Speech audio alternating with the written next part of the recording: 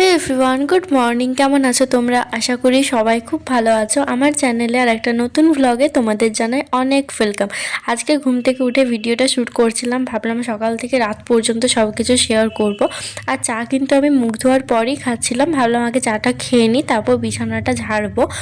এই কাজের মধ্যে মনে হয় আমি শুধুমাত্র এই একটাই কাজ করি, শুধু ঘুম থেকে উঠে নিজের বিছানাটা গোছানো, ঘুমোতে যাওয়ার আগে আরেকবার গোছানো। আর যাই হোক, তো তোমরা যারা আমার রেগুলার ভিডিও দেখো, তোমরা নিশ্চয় দেখেছিলে যে আমি ডিসেম্বর মাসে একটা চ্যালেঞ্জ স্টার্ট করেছিলাম, 30 days স্টাডি ইমপ্রুভমেন্ট চ্যালেঞ্জ। কিন্তু আমি হয়তো 15 দিনের বেশি ভিডিও তোমাদের সাথে আপলোড করতে পারিনি, কিন্তু সেই স্টাডি চ্যালেঞ্জটা কিন্তু আমি পুরোটাই ফুলফিল করেছিলাম যেমন নিয়েছিলাম। কিন্তু আমি যেহেতু ডেলি ভিডিওটা দিতে পারি না, 1-2 দিন ছাড়া ছাড়া দিই, সেজন্য আমার সবগুলো আপলোড করা হয়নি। আর অত পুরনো ভিডিও এখন আমি যদি আপলোড করি, তোমাদেরও সেটা দেখতে খুব একটা ইন্টারেস্টিং লাগবে না। তাই ভাবলাম সেটাকে আপাতত আর দিচ্ছি না, আমি কারেন্ট ভিডিও তোমাদের সাথে শেয়ার করছি।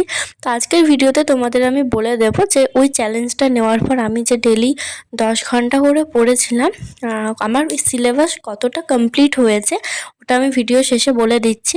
আর আজকেও কিন্তু সকাল থেকে কোনো ভ্লগ তুলতে পারিনি, একেবারে রাত্রে যখন পড়তে বসেছি, রাত বলতে 9:30টার পর খাওয়া দাওয়া করে তখন তুলেছি। আর এখন না আমি লাইফ সায়েন্সটা পড়ছিলাম।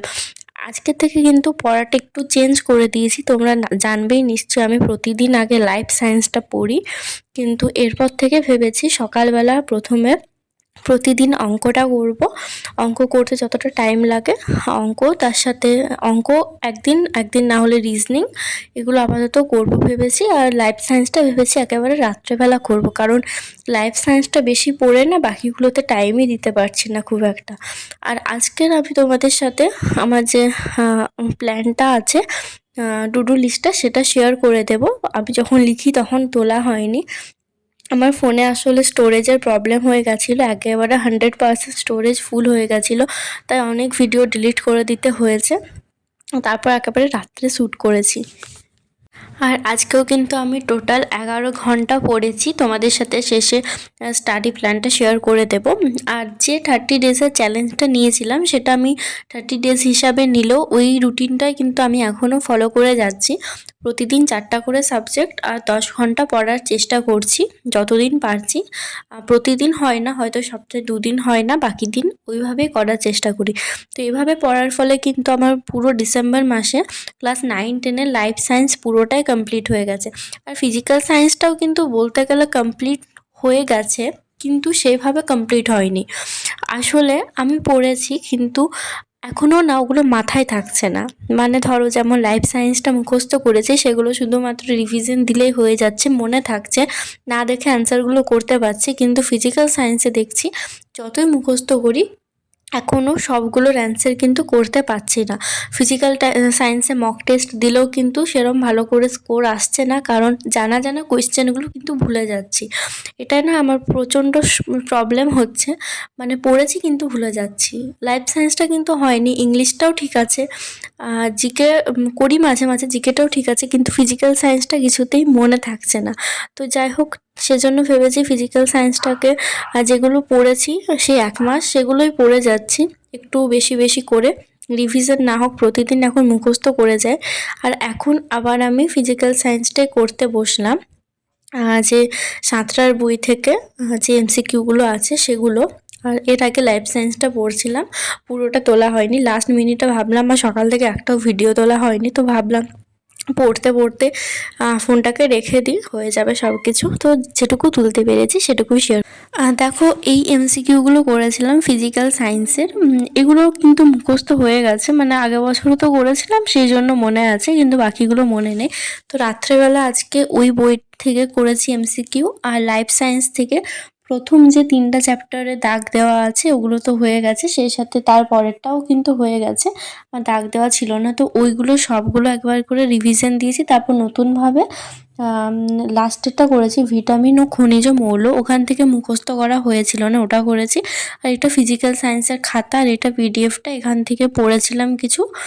তো রাত্রে আজকে শুধুমাত্র লাইফ সায়েন্স আর ফিজিক্যাল সায়েন্স পড়েছি, যেটা অন্যদিন সকালবেলা পড়ি। তো দেখো, টু ডু লিস্টটা শেয়ার করছি। সকালে ম্যাথে করেছিলাম অনুপাত, আর বাকিগুলো তো দেখতেই পাচ্ছ। আজকের মতো হাই।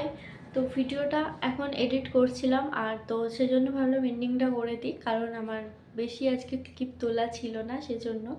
তো আজকের ভিডিওটা বিশেষ করে এজন্যই বানিয়েছি যে 30 ডেজের চ্যালেঞ্জটা নিয়েছিলাম সেটা করার পর কতটা সিলেবাস কমপ্লিট হয়েছে সেটাই জানানোর ছিল। তো বলতে গেলে অনেকটা ইমপ্রুভ হয়েছে, কারণ প্রায় সপ্তাহে 2 দিন 3 দিন ছাড়া প্রতিদিনই প্রায় 10 ঘন্টার মতো পড়ার চেষ্টা করেছি, সেজন্য অনেকটাই কমপ্লিট হয়েছে। আমি যেহেতু আগেও পড়েছিলাম অনেকটা, কিন্তু ফিজিক্যাল সায়েন্সটা কিন্তু সেই ঘুরে ফিরে একই জায়গায় এসে দাঁড়িয়ে গেছে। মানে যেটাকে বলে হয়তো শেষ হয়েও হইল না শেষ। পড়েছি কিন্তু কিছুই মনে নেই, মানে মাথায় থাকছে না। মানে যেমন ধরো লাইফ সায়েন্সে একটা কিছু মুখস্থ করেছি, নেক্সট বার যখন সেটা পড়ছি কোয়েশ্চেনটা দেখলেই অ্যান্সারটা অটোমেটিকলি মনে আসছে, কিন্তু ফিজিক্যাল সায়েন্সে সেটা হচ্ছে না। এমনকি মক টেস্টগুলোতেও ঠিক মতো ফিজিক্যাল সায়েন্সটাতে নাম্বার আসছে না। সেজন্য এরপর থেকে ফিজিক্যাল সায়েন্সটাতে একটু বেশি জোর দিতে হবে। আর অনেকেরই আমার মতো আছে যাদের ফিজিক্যাল সায়েন্সে প্রবলেম, মানে যতই পড়ি কিছু মনে থাকে না। কী আর করব, চেষ্টা করছি পরে মানে আবার নতুনভাবে ফিজিক্যাল সায়েন্সের উপর বেশি জোর দেওয়ার। আর এরপর থেকে ভেবেছি উইকলি স্টাডি প্ল্যান বানাবো, মানে প্রতিটা সাবজেক্ট লিখে রাখবো এই সপ্তাহে আমি এতটা কমপ্লিট করব, সেই হিসাবে পড়বো। ওটা করে দেখি কতটা কি হচ্ছে, যদি এটার থেকে বেটার রেজাল্ট পাই তাহলে এরপর থেকে আমি উইকলি স্টাডি প্ল্যান বানিয়ে পড়বো। আর এখন না আমার প্রচণ্ড রাত জাগা হয়ে যাচ্ছে, প্রতিদিনই প্রায় ঘুমোতে 3:30টা পেরিয়ে যাচ্ছে। সেই জন্য ঘুম থেকে উঠতেও 10:30, কোনো দিন 10টা 9টা এরকম হচ্ছে। তো চেষ্টা করব একটু তাড়াতাড়ি ঘুমিয়ে পড়ার, সকালে যাতে একটু তাড়াতাড়ি উঠতে পারি। সকালে পড়াটা মনে হয় করলে ভালো, কারণ প্রতিদিন রাত জেগে জেগে খুবই খারাপ অভ্যেস তৈরি হচ্ছে। যদি না পড়লেও ঘুম আসছে না, বা এত কিছুর পর যখন ঘুমোতে যাচ্ছি তখনও অনেক সময় ঘুম আসছে না, রাত জেগে জেগে এমনই একটা বদ অভ্যেস হয়ে গেছে, আর সকালে কিছুতেই ঘুম ভাঙছে না। তো এতটাও রাত জাগাটা আমার মনে হয় ঠিক হচ্ছে না। আর চেষ্টা করব আস্তে আস্তে 1টা 2টো ওই রকমের ঘুমানোর। এখনও যেমন 3:20 বাজছে, আমার চোখে ফ্ল্যাশ লাইটটা পড়ছে না, সেজন্য অন্যরকম দেখাচ্ছে। যখন লাইটটা থেকে মানে অন্যদিকে তাকাচ্ছি সেজন্য দেখতে প্রবলেম হলো। তো এখন ভিডিওটা এডিট করছি, এডিট করে সেটাকে আপলোডে দেব, তারপর ঘুমাবো। আমি যেহেতু উঠতে লেট করি, কিন্তু আমার ভিডিও দেখবে 9টার সময়তেই পাবলিশ হয়ে যায়। আমি শিডিউল করে রাখি সমস্ত কিছু কমপ্লিট করে পরের দিন 9টায় আপলোড হবে। আমি ঘুমিয়ে থাকি, নেট অনই থাকে, নেট অফ করে ঘুমাই না, তো অটোমেটিকলি আপলোড হয়ে যায়। না হলে আমি ঘুম থেকে উঠতে আমার কোনো ঠিক নেই, 10টা পেরিয়ে যায়। তো শীতকালে রাত, তো ফ্যান দেন অফ আছে, তো একটু জোরে যদি কথা বলছি মনে হয় পাশের রুমে শোনা যাচ্ছে। আর আমার মায়ের ঘুম খুব পাতলা, এমনিতেই মাঝ রাত্রে অনেকবার ঘুম ভেঙে যায়। তো আমাকে এসে বলছে, মানে বাইরে থেকে বললো একটু ঘুমাতে, ভোর হতে চললো প্রায়। তো চলো ভিডিওটা আজকে এখানেই শেষ করছি। আর সবাই খুব ভালো থেকো, সুস্থ থেকো, বাই। দেখা হচ্ছে অন্য একটা ভিডিওতে।